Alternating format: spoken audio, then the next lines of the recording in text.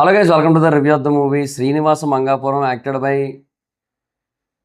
మహేష్ బాబు గారి రిలేటివ్. రివ్యూలోకి వెళ్ళిన ఒక విషయం కారణం మన ఛానల్ సబ్స్క్రైబ్ చేసుకోకపోతే ఇప్పుడు సబ్స్క్రైబ్ చేసుకోండి. పక్కనే ఉన్న బెల్ ఐకాన్ సాల్వ్లో పెట్టుకోండి. నా ఫర్దర్స్ మిస్ అవ్వకుండా చూడొచ్చు. చాలా మంది చూస్తున్నారు కానీ సబ్స్క్రైబ్ చేసుకోవట్లేదు. So please try to subscribe and click the bell icon also. And ఇక శ్రీనివాస మంగాపురం సినిమా ఎలా ఉంది అంటే చెప్పడం ఎందుకు, చూపిస్తా. ఇది సినిమా పరిస్థితి. పెద్దదే, పెద్ద రాటే మో అది. ఎక్సెప్ట్ లాస్ట్ 10-15 నిమిషాలు ఎంటైర్ సినిమా ఇలాగే ఉంటుంది. అసలు ఏందో, అసలు ఎందుకు తీశారో ఏందో. ఆ పాటలు అంటే ఓ 2 పాటలు బాగానే ఉంటాయి, బట్ వాటి పొజిషనింగు ఎందుకు వస్తుంటాయో తెలియదు, వస్తూ ఉంటాయి. అది ఏందో చిన్నప్పటి నుంచి సీరియల్లో వచ్చే కాన్సెప్ట్ అది. సో అది అంటే మేబీ దానికి సైంటిఫికల్గా ఏవో పేర్లు పెట్టి ఏదో చెప్పు ఉండొచ్చు, కానీ ఆ కాన్సెప్ట్ అయితే సీరియల్ కాన్సెప్టే అది. ఎన్నో సీరియల్లో వచ్చిన కాన్సెప్టే అది. దాన్ని తీసుకొని వచ్చి పెట్టారు. ఏదో ట్విస్ట్ అన్నట్టు ఏదో ఉంటుంది, అది ఏమి వర్కౌట్ కాదు. సీన్లు ఏవి వర్కౌట్ కావు. నరేష్ గారు ఓకే, మరి ఇంకా రిలేటివ్ కాబట్టి ఆబ్వియస్లీ ఆయన చేసి ఉంటారు. ఆయనది ఫన్ను ఏం వర్కౌట్ కాలే.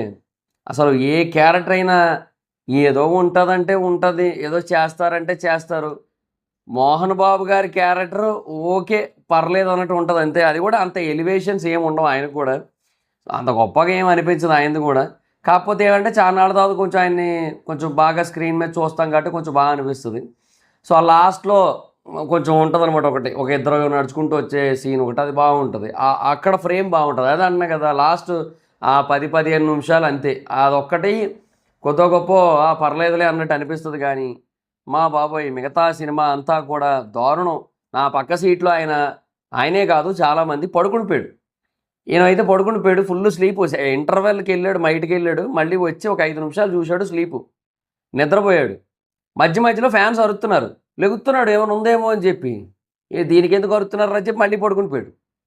మళ్ళీ కాసేపటి తర్వాత మళ్ళీ అరవడం, మళ్ళీ చూశాడు, అది ఏట్లేదు, మళ్ళీ పడుకుంటున్నాడు. ఇదే ఉంది ఆయన పరిస్థితి అంతా కూడా. ఏమంటాం చెప్పండి ఇంకా.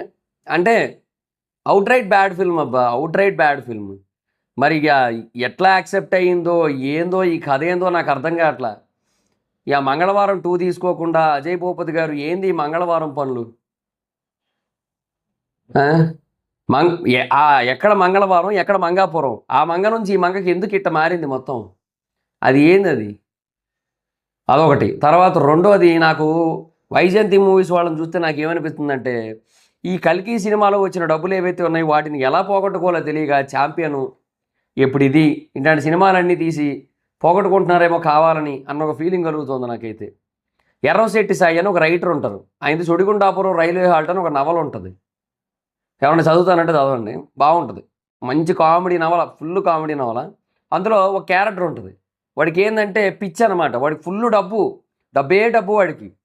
సో వాడికి ఏంటంటే ఆ డబ్బంతా పోయి వాడికి ఎక్కడో పల్లెటూరులో పచ్చడి పొలాల మధ్య నులక మంచం మీద పడుకొని జొన్న కూడు తినాలని వాడికి ఒక కోరిక అనమాట. అందుకని బేసిక్గా వాడు ఆస్తి మొత్తాన్ని కూడా అంటే కరిగించడానికి, పోగొట్టడానికి ఒకడిని ఉద్యోగస్తుని పెట్టుకుంటాడు అట్లా అనమాట. సో ఈ వైజయంతి మూవీస్ వాళ్ళు అట్ట ఏమైనా చేస్తున్నారా, అందుకోసం ఏమైనా పెట్టుకుంటున్నారా కొంతమందిని మీ దగ్గర ఉన్న డబ్బులన్నీ పోగొట్టడానికి? ఏం చేస్తున్నారు మీరు? అసలు ఏంది ఈ సినిమా? ఈ సినిమాలో ఉన్న కథ కానీ, ఈ సినిమాలో ఉన్న విషయం కానీ, స్క్రీన్ ప్లే కానీ ఏదైనా సరే ఆడతాది అనే ఆలోచన మీకు ఏ రకంగా వచ్చింది? జీవి ప్రకాష్ ఒక్కడు మటుకు కష్టపడ్డాడు జెన్యున్గా ఈ సినిమా కన్నా ఫీలింగ్ కలిగింది. అదర్ దాన్ దట్ ఇంకెవరు లేరు. మ్యూజిక్ ఆయన ఒక్కడైతే బాగా చేశాడు మ్యూజిక్. ఆయన మ్యూజిక్ అంటే మ్యూజిక్ పరంగా బాగుంది మొత్తం. అది కూడా కొన్ని సీన్లు ఏంటంటే ఓవర్ డామినేటింగ్ అనిపిస్తుంది, ఎందుకంటే సీన్లో ఏమి ఉండదు కానీ ఇక్కడ మ్యూజిక్ బాగా అనిపిస్తుంది. సో అట్లా, బట్ మ్యూజిక్ అయితే బాగుంది ఓవరాల్ కదా, ఒక్కటే బాగుంది. ఏదైనా ఒకటి బాగుందంటే. యాక్టర్ సైడ్ నుంచి కూడా ఏమో నాకు జీరో సపోర్ట్ అనిపించింది నాకు యాక్టర్ సైడ్ నుంచి. రెండోది ఏంటంటే ఇంకొకటి, యాక్షన్ కొరియోగ్రఫీ ఉంటుందయ్యా, దీనంత దారుణంగా రీసెంట్ టైంలో ఎక్కడా చూడలే నేను. బేసిక్గా అది ఎట్లాంటి కొరియోగ్రఫీ చేశారంటే చెప్పనా, యాక్షన్ కొరియోగ్రఫీ. హీరో ఇట్లా అంటాడు, మనకి తగిలినట్టు ఏదో లైట్గా అట్లా చూపిస్తారు కదా, కట్ చేస్తే పోనీ బేసిక్గా ఆ ఫ్రేమ్ నుంచి అంటే హ్యాండ్ క్లోజ్కి వెళ్ళో లేదంటే ఏదో ఒకటి చేసి దాని నుంచి వైడ్ ఫ్రేమ్కి వెళ్ళి హీరో ఆ దెబ్బ అట్లా ఆ చెయ్యి ఆ పొజిషన్లో ఉన్నట్టు పెట్టి వాడెళ్ళి ఏదో ఆటో మీదో కారు మీదో పడి అద్దాలు బ్రేక్ చేసుకోవడం అనేది మనం చూసాం. అది అక్కడ వరకు చూసాం మనం. ఇదేంటంటే ఆ కొట్టిన షాట్ అయిపోయిన తర్వాత అసలు హీరో కనబడ్డు, వీడి మొహం కనబడదు, కొట్టించుకున్నాడు మొహం కనబడదు. ఆ ఆటోలోకో కారులోకో లోపలికి వెళ్ళిపోద్ది కెమెరా. లోపల పెట్టారు కెమెరా. ఎవడో బేసిక్గా రోప్స్ వేసుకొని వెళ్ళి అద్దాల మీద పడతాడు. అంటే అంటే ఆడు కొట్టిన తర్వాత కెమెరా, అంటే camera okay, it's all about cinematic things, అది కాదు నేను అనేది. నేను అనేది ఏంటంటే అది ఆ వైడ్ ఎందుకు పెట్టకుండా ప్రతిదానికి ఎందుకని ఆ లోపల నుంచి పెట్టి అంటే వియర్డ్ కొరియోగ్రఫీ సంబంధం లేకుండా అనమాట. ఇదొక టేకు అదొక టేకు. ఆ టేకులు కూడా బేసిక్గా రెండో టేకులో అసలు హీరోకి కానీ అప్పుడు ఆ అద్దాలు పగల కొట్టించుకున్నవాడి మొహానికి కానీ సంబంధం లేదు అసలు. వాడి వీపే ఎంతసేపు. అదొక డిఫరెంట్ యాక్షన్ కొరియోగ్రఫీ. తర్వాత మూడోది, ఎన్ని అల్ట్రా వైడ్ షాట్లు వేస్తారు సినిమాలో, ఎందుకు దగ్గరగా పెట్టట్లేదు ఏమో నాకు అనిపించింది. నాకు మోస్ట్లీ అల్ట్రా వైడ్ షాట్లు టాప్ షాట్లు ఇవి పెట్టే ప్రయత్నాలు ఎక్కువ జరిగాయి. ఎందుకు అట్లా ఏమో చాలా చాలా అనిపిస్తుంది. మేబీ పర్ఫార్మెన్స్ పరంగా బ్యాడ్ అనిపించి మేబీ మీరు అట్లా చేసి ఉండొచ్చేమో. నాకైతే అదే అనిపిస్తోంది. నాకు మల్టిపుల్ టేక్స్ తీసుకోండి సార్, క్లోజ్ పెట్టండి కొద్దిగైనా, పోనీ వైడ్ పెట్టండి. అల్ట్రా వైడ్లు ఎందుకు ఏమో. అంటే ఇది చాలా చోట్ల స్పష్టంగా అర్థమైపోయింది కూడా. అది వచ్చిన సమస్య. అర్థం కానంత వరకు ఏదైనా పర్లేదబ్బా, అది ప్రాబ్లం. అర్థమైతే ఇది సమస్య. సో అంతే, నన్ను అడిగితే అవుట్ రైట్ బ్యాడ్ ఫిల్మ్. అది ఎవరికైనా సరే, ఎవరి పరంగా అయినా సరే, డైరెక్టర్ పరంగా అయినా, యాక్టర్స్ పరంగా అయినా, ప్రొడక్షన్ హౌస్ పరంగా అయినా, పెద్ద పెద్ద స్టార్స్ మహేష్ బాబు గారు, ప్రభాస్ గారు వీళ్ళు వచ్చి సపోర్ట్ చేశారు. మహేష్ బాబు గారు అంటే వాళ్ళు రిలేటివ్ కాబట్టి, ప్రభాస్ గారు వైజయంతి మూవీస్ కల్కి 2 చేస్తున్నారు కాబట్టి ఇద్దరు కూడా సపోర్ట్ చేశారు కదా. సో ఇంత మంచి స్టార్స్ వచ్చి మీకు సపోర్ట్ చేస్తున్నప్పుడు అట్లీస్ట్ ఒక మీడియం ప్రోడక్ట్ అయినా సరే, అంటే డెబ్యూ కదా, లాంచ్ మరి ఇంత మీడియోకోర్ ప్రోడక్ట్తో చేయాలా? మీడియోకోర్ కూడా కాదు ఇది మీడియోకోర్ కూడా కాదు ఇది మరి దారుణం. ఇది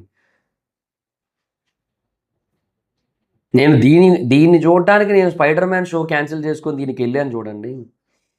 okay, spider man 8 o'clock show ఉంటే నేను అది క్యాన్సిల్ చేసుకొని నేను 7 o'clockకి దీనికి వెళ్ళాను. నేను వెళ్ళి చూసొచ్చి ఇప్పుడు చెప్పి మళ్ళీ ఇప్పుడు వెళ్ళి స్పైడర్ మ్యాన్ చూడాలి నేను.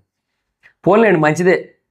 బేసిక్గా ఇది కనుక రెండో సినిమాగా చూసుంటుంటే ఈ రోజు మొత్తం చాలా బ్యాడ్గా ఎండ్ అయ్యేది నాకు సినిమాల పరంగా.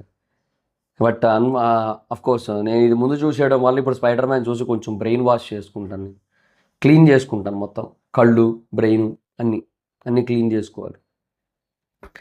అది దారుణంగా ఉంది సినిమా అయితే మటుకు.